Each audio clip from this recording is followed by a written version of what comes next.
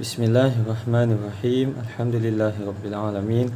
Wassalatu wassalamu ala asyrafil anbiya'i wal mursalin wa ala alihi wa sahbihi ajma'in. Okay, assalamualaikum semua. Hari ini kita akan mulakan pelajaran kelima, adab di masjid dan surau. Okey.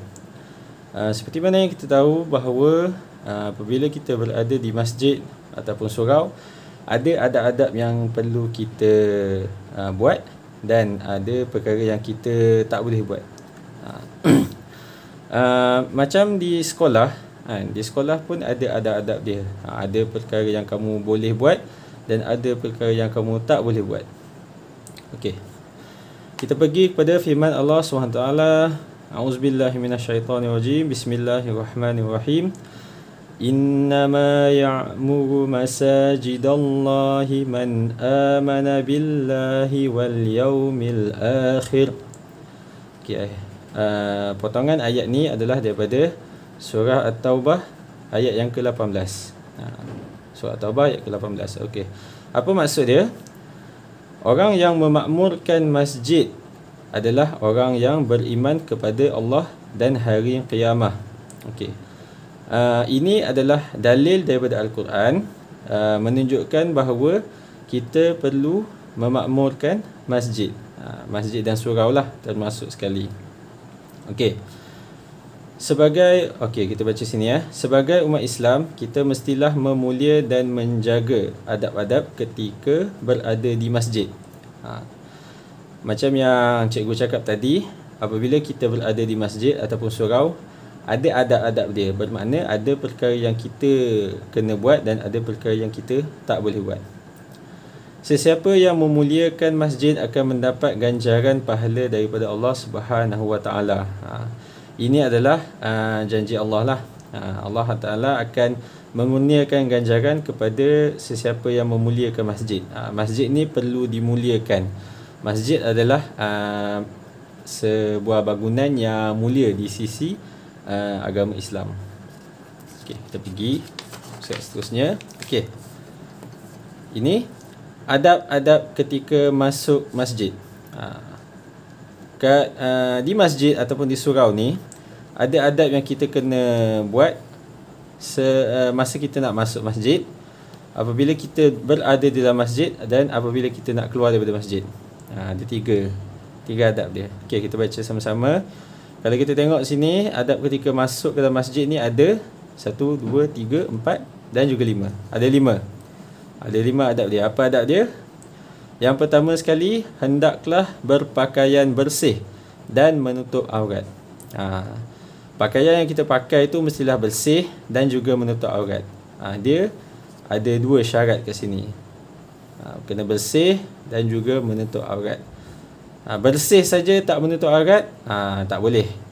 Ataupun dah tutup aurat dah tapi tak bersih, pakai pakaian yang kotor, pakai pakaian yang busuk, itu pun tak boleh. Macam kita datang ke sekolah lah. Kita datang ke sekolah pun mesti pakai pakaian sekolah. Mesti pakai pakaian yang bersih. Tak boleh datang ke sekolah pakai baju tidur. Macam itulah. Hatta orang kafir sekalipun, apabila dia nak masuk ke dalam masjid, dia mesti pakai pakaian yang menutup aurat. Sebab itulah kalau kamu ada tengok masjid-masjid besar yang buat lawatan, yang buka lawatan kepada orang luar. Kalau ada orang kafir nak masuk, kalau orang lelaki, pihak masjid akan bagi jubah untuk dipakai. Kalau dia pakai seluar pendek lah. Dan untuk orang perempuan, pihak masjid akan bagi macam jubah orang perempuan, ataupun kita panggil abaya. Okey, yang kedua, membuka kasut atau selipar. Ni memanglah kena buka kasut ataupun selipar sebelum masuk ke dalam masjid. Sebab dalam masjid ni tempat untuk kita solat, tempat untuk kita beribadat. Tempat tu mestilah bersih. Kasut dan selipar kita ni kotor. Yang ketiga, masuk ke masjid dalam keadaan berwuduk. Kita masuk ke dalam masjid ni untuk solat, untuk beribadah, untuk membaca Al-Quran. Jadi kita mestilah dalam keadaan berwuduk. Ada wuduk siap. Yang keempat, masuk ke masjid dengan langkah kaki kanan. Masuk ke dalam masjid dengan langkah kaki kanan, bukannya dengan kaki kiri. dengan kaki kanan. Baca doa masuk masjid. Doa masuk masjid macam mana? Allahumma ftahli abwaba rahmatik. Maksud dia ialah, ya Allah, bukakanlah bagiku pintu-pintu rahmatmu. Okey, kenapa kita kena baca doa ni? Sebab masjid ni adalah tempat turunnya rahmat. Tempat turunnya rahmat Allah Subhanahu Wa Taala. Jadi kita berdoa kepada Allah Taala apabila kita masuk masjid, kita baca doa ni supaya Allah Taala bukakan pintu rahmat kepada kita. Okey, macam mana kita nak tahu hidup kita ni dirahmati oleh Allah Taala ke tidak? Ada 6 tanda kita boleh tengok. Yang ni kalau kamu nak catat pun boleh. Catat apa yang cikgu cakap ni. Yang pertama, masih bernafas. Kalau kamu nak catat tu saja. Masih bernafas. Apa maksud masih bernafas ni? Maknanya kata kamu masih hidup. Kita masih hidup. Itu tanda kita dirahmati oleh Allah Subhanahu Wa Taala.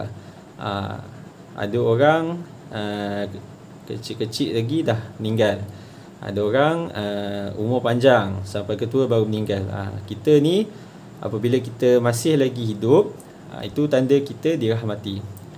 Yang kedua, kita ada rumah untuk berteduh. Ada orang tak ada rumah pun, tidur dekat bawah jambatan, tidur dekat perhentian bas. Ada orang tinggal dekat tepi, tidur dekat tepi jalan saja. Kalau kita ada rumah untuk berteduh, itu tanda hidup kita dirahmati. Yang kedua, ada makanan untuk meneruskan kehidupan. Hari-hari kita makan. Tak ada pun satu hari tu kita tak makan langsung. Apabila kita ada makanan untuk kita makan, makanan dan minuman lah, itu tanda hidup kita dirahmati. Yang keempat, kita ada air yang bersih. Air yang bersih untuk kita minum, untuk kita mandi, untuk kita basuh baju. Kalau kita ada air yang bersih, itu bermakna hidup kita dirahmati Allah. Yang kelima, kita ada pakaian yang bersih. Kita punya baju, kita punya seluar, kita punya kasut, semuanya bersih. Itu bermakna hidup kita dirahmati juga.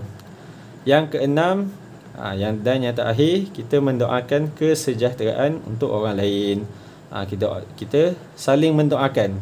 Kita doakan kepada mak ayah kita, mak ayah kita mendoakan kepada kita. Kita doakan kepada kawan kita pun doakan kepada kita. Itu tanda hidup kita dirahmati. Okey. Seterusnya kita pergi kepada adab-adab di dalam masjid. Yang ni, apa yang kita kena buat apabila kita ada dalam masjid. Ni di dalam Yang ni ketika masuk.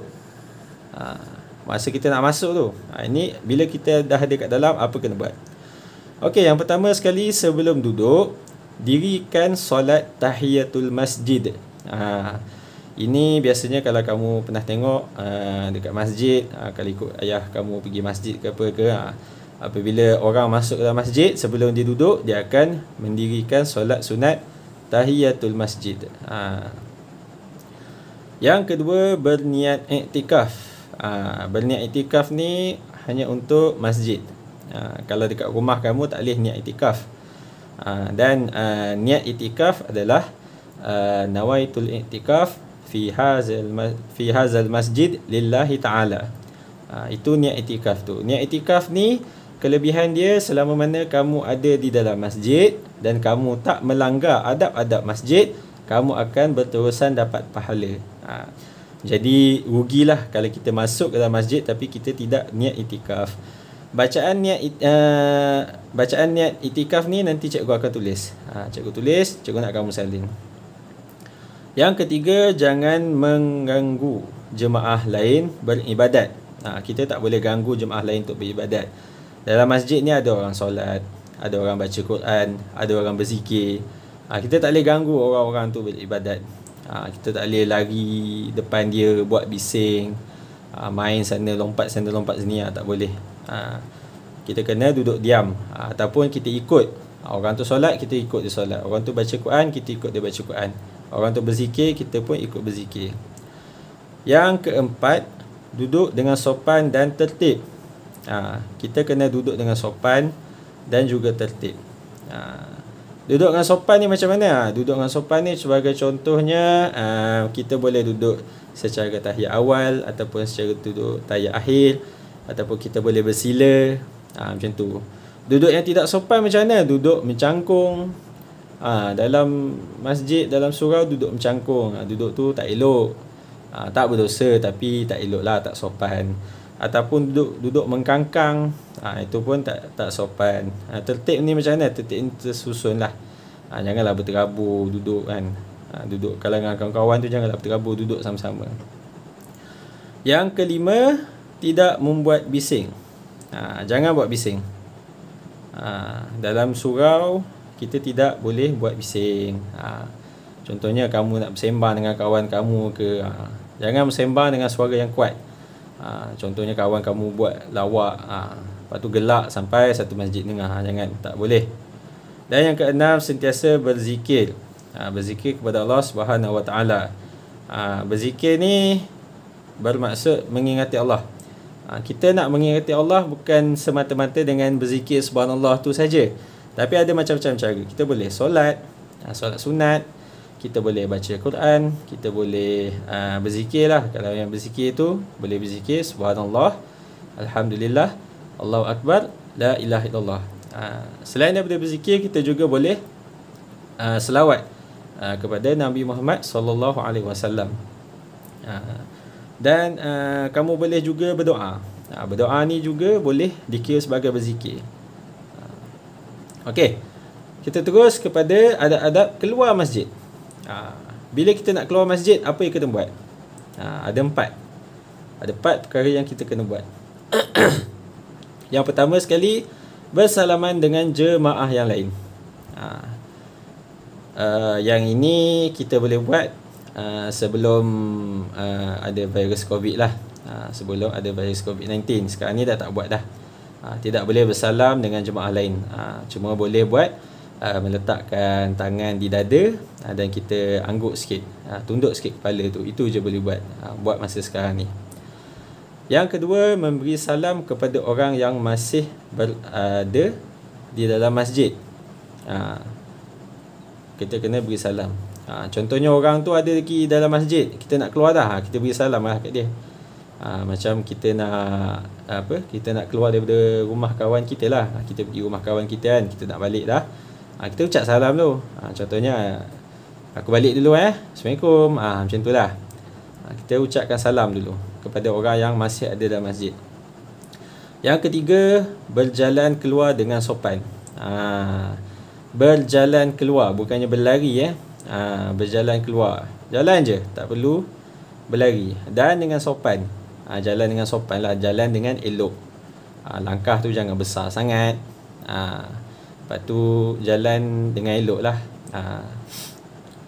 Dan yang keempat, keluar dengan langkah kaki kiri.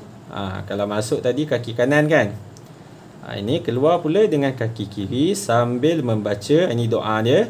Ini doa keluar masjid. Ini doa masuk masjid. Ini doa keluar masjid.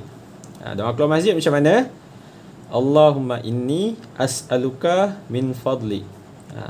Allahumma inni as'aluka min fadli. Maksud dia, wahai Tuhanku, sesungguhnya aku bermohon kelebihanmu. Ini maksud dia. Jadi apabila kamu masuk ke dalam masjid, kamu baca Allahumma ftahli abwaaba rahmati dengan melangkah kaki kanan. Dan apabila kamu nak keluar daripada masjid, kamu baca Allahumma inni as'aluka min fadlik dengan langkah kaki kiri. Jadi itu saja daripada cikgu. Wallahu a'lam bissawab. Sekian, terima kasih. Assalamualaikum.